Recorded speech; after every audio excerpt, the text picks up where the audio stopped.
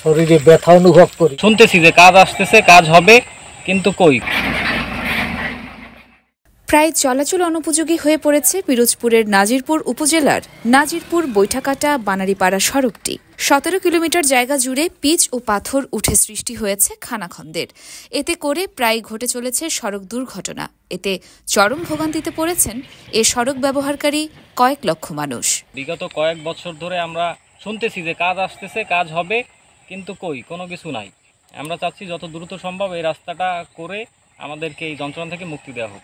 জানা যায়, সড়ক ও জনপদ এবং স্থানীয় সরকার প্রকৌশল অধিদপ্তর যৌথ দায়িত্বাধীন ছিল এই সড়কটি।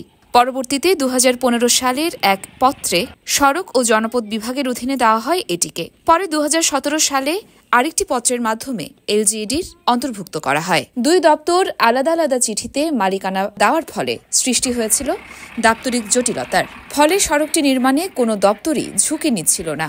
তবে এই জটিলতা নিরসন করে গত বছরে সড়কটির মালিকানা পায় স্থানীয় সরকার প্রকৌশল অধিদপ্তর। এরপর প্রকল্পের মাধ্যমে প্রায় 44 কোটি টাকা ব্যয়ে সড়কটি নির্মাণের জন্য কাজ পায় ঠিকাদারি প্রতিষ্ঠান ইফতি ইটিসিএল প্রাইভেট লিমিটেড। শরীরে ব্যথা অনুভব করি, আমার মনে হয়।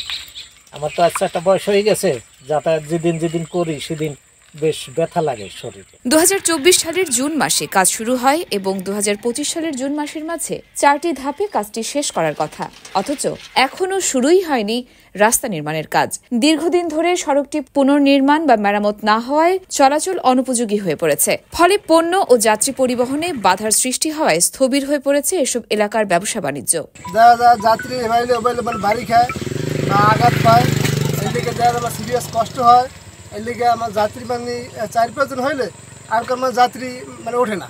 বৃষ্টিতে পানি জমা এবং শুকনো মৌসুমে ধুলোর কারণে চরম দুর্ভোগে পড়তে হয় স্থানীয় মানুষদের। বৈঠাকাটা ভাসমান বাজার থেকে উপজেলা সদরে প্রতিনিয়ত ছোট বড় শত শত গাড়ি এবং কয়েক হাজার মানুষ যাতায়াত করে। নাজিরপুর উপজেলার 5টি ইউনিয়নের জনগণের নাজিরপুর সদরে আসার রাস্তা এটি।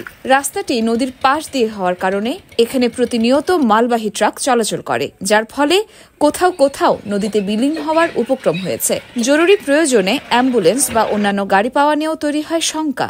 দীর্ঘদিন ধরে অবহেলিত গুরুত্বপূর্ণ এই সড়কটি দ্রুত ঠিক করার দাবি চলাচলকারী জনগণের। এই রাস্তায় আমরা গত 6 জুন 2024 সালে আমাদের ওয়েডিনিং একটা প্রজেক্ট আছে, বরিশাল ওয়েডিনিং প্রজেক্ট থেকে এটা টেন্ডার আহ্বান করা হয়েছে এবং এই রাস্তাটার আমাদের অতি দ্রুত সম্ভব আমাদের কাজটা শুরু করার ব্যবস্থা করব। ট্রাক চালকরা এই রাস্তায় চালাতে চান না।